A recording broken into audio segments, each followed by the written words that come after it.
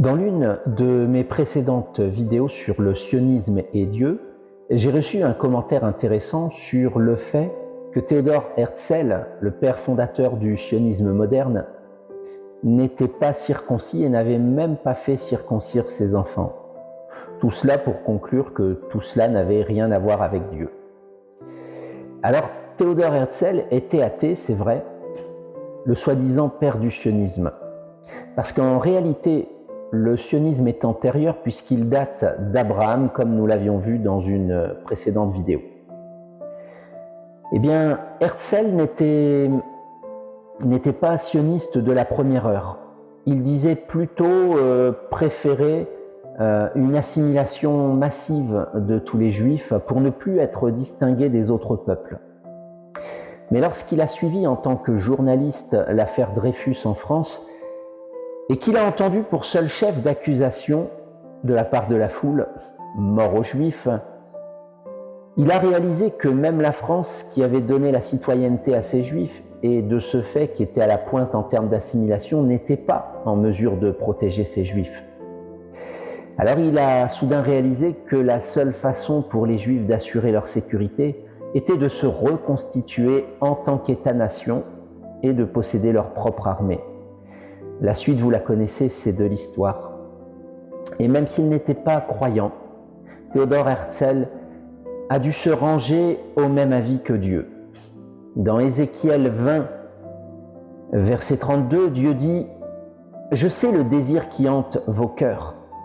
Vous voulez ressembler aux autres nations qui adorent le bois et la pierre, mais je suis vivant, cela n'arrivera pas, car je régnerai sur vous d'une main puissante et en répandant mon courroux. » Eh bien, Dieu veille lui-même, et au besoin par des tragédies, à ce qu'Israël reste juive et ne s'assimile pas. Et il en va de l'établissement du règne de Dieu, dont Israël est une pierre angulaire. Après, la seconde question serait de comprendre pourquoi Ben Gourion, qui est aussi un personnage important du sionisme, parce qu'il a déclaré l'indépendance d'Israël, lui aussi n'était pas franchement croyant, disons au sens traditionnel du terme. Alors pourquoi de grandes figures du sionisme ne sont pas croyantes et même religieuses? Eh bien, certainement que Dieu n'est pas aussi religieux qu'on se l'imagine et qu'il ne se limite pas, puisqu'il est roi. Et il utilise les moyens qui serviront son plan. Les athées ont permis à tous les Juifs de rentrer, religieux ou pas, purs ou impurs. Et Ézéchiel 36 nous dit que d'abord Hachem fait rentrer Israël, et ensuite il répandra une eau pure pour éliminer les impuretés de son peuple. Les religieux, s'ils avaient détenu les clés du sionisme à la place de Ben Gourion, par exemple, auraient, tout du moins pour certains, fixé des restrictions de pratiques religieuses ou de croyances, alors que Dieu dit clairement qu'il n'abandonnera aucun enfant d'Israël en exil. Pardon pour le lapsus. Donc, autre raison pour que Dieu ait choisi un athée comme Herzl pour lancer le projet sioniste, c'est afin de limiter l'opposition des nations à la création d'un État d'Israël.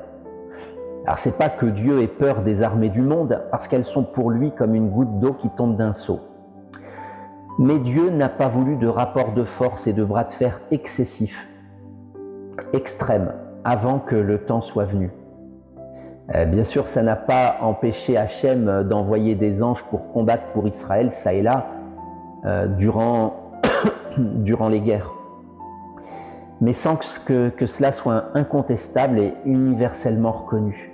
Parce qu'il y a un temps pour toute chose, et quand le temps sera écoulé, les nations hostiles à Israël se heurteront à la colère destructrice de Dieu et ne se relèveront pas. Dans la Torah, Hachem a été jusqu'à faire parler une ânesse lorsque Bilam voulait s'opposer au projet d'Hachem de bénir Israël. Dieu n'a aucun mal non plus d'avoir utilisé des athées pour accomplir sa volonté. Et la promesse faite à Abraham, de lui donner la terre promise pour toujours et de ramener les enfants d'Israël à Sion. Que le Dieu d'Israël soit béni et que Dieu bénisse Israël.